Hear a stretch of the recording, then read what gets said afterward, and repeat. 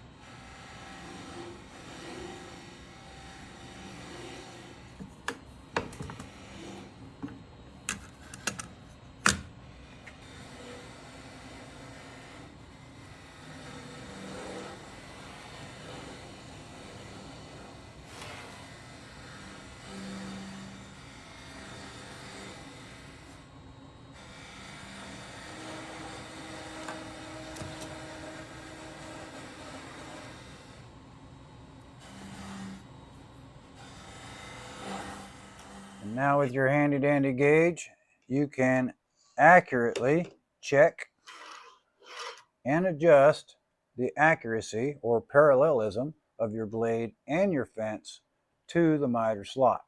I hope that helps. If you like my video, please hit that like button. We'll see you down the road.